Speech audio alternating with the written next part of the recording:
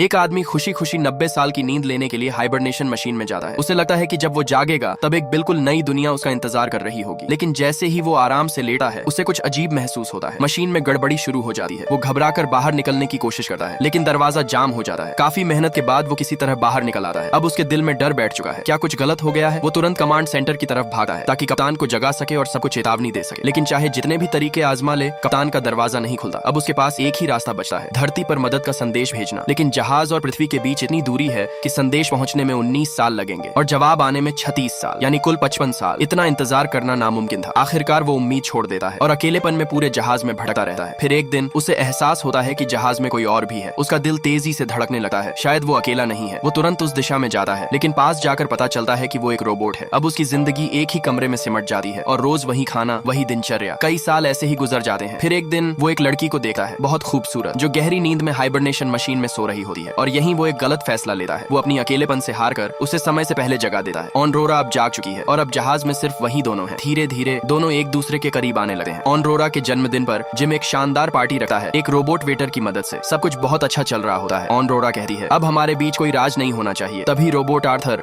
सच्चाई बता देता है कि जिम ने उसे अपनी अकेलेपन के कारण जगाया था।